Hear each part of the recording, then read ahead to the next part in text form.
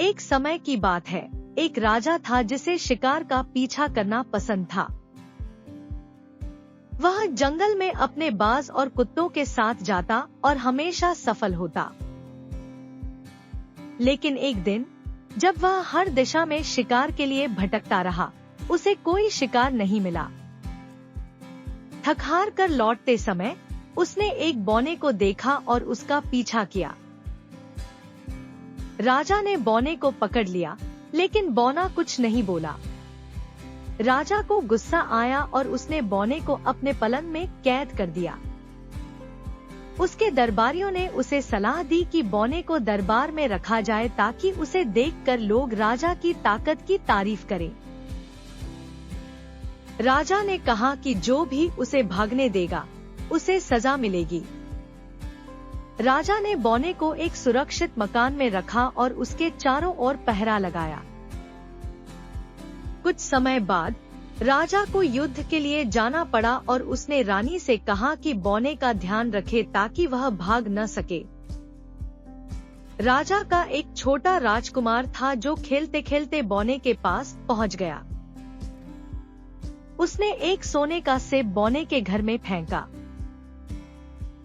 बौने ने सेब लौटाया और खेल शुरू हुआ। लेकिन एक बार बौने ने सेब वापस नहीं किया, बल्कि कहा कि केवल तभी सेब लौटाएगा जब राजकुमार उसे बाहर निकालेगा। राजकुमार ने बौने से मदद मांगी और बौने ने उसे अपनी मां से चाबी चुराने का तरीका बताया। राजकुमार ने चाबी चुराई, बौने को मुक्त कर दिया और सोने का सेब वापस लिया। इस घटना के बाद बौना वहां से चला गया। जब रानी को पता चला कि बौना भाग गया है, तो उसने सब जगह उसे खोजने के लिए अपने आदमी भेजे, लेकिन बौना कहीं नहीं मिला। राजा लौटने पर गुस्सा हुआ और कहा कि उसे सजा दी जानी चाहिए। राजकुमार ने सच बताया कि उसने बौने को मुक्त किया था। राजा ने कहा कि उसे सजा मिलेगी। राजकुमार को जंगल में ले जाकर उसे मारने का आदेश दिया गया, लेकिन दरबारी ने सुझाव दिया कि एक सुअर खरीद ले और उसके दिल को राजा के पास ले जाए। उन्होंने सुअर का दिल लाकर राजा को दिया और राजकुमार को जंगल में भटकने के लिए छोड़ दिया। राजकुमार कई दिन भूखा प्यासा भटकता रहा। एक दिन उसने एक ऊंचे पेड़ पर चढ़कर दूर एक किले को देखा।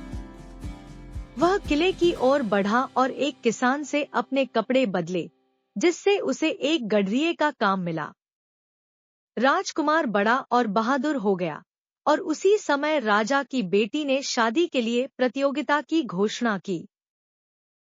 राजकुमारी ने कहा कि जो कोई जिरह बख्तर पहनकर शीशे के पहाड़ पर चढ़ेगा, वही उससे शादी करेगा। कई राजकुमार आए, लेकिन कोई भी चढ़ाई नहीं कर सका। राजकुमार अपने काम में व्यस्त था जब उसे चढ़ाई का शोर सुनाई दिया। जंगली आदमी फिर से प्रकट हुआ और राजकुमार से मदद करने का वादा किया। उसने उसे अपनी गुफा में ले जाकर एक शानदार जिरह बख्तर दिया। राजकुमार ने उसे पहनकर चढ़ाई शुरू की। उसने राजकुमारी को नम्रता से सलाम किया और वापस लौट गया। इस बार राजकुमारी ने अपनी खुशी व्यक्त की।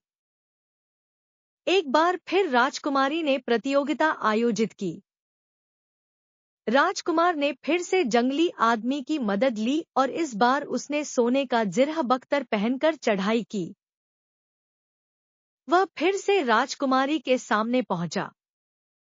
राजकुमारी उसे पहचान नहीं पाई, लेकिन भीड़ में हर्षोल्लास था।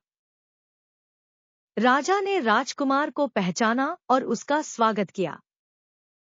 राजकुमार ने अपनी पहचान बताई और शादी की योजनाएं शुरू हुईं। शादी शानदार थी और भविष्य में वे खुशहाल जीवन बिताने लगे। कहानी का अंत जंगली आदमी के रहस्य में होता है, जो हमेशा के लिए अदृश्य हो गया।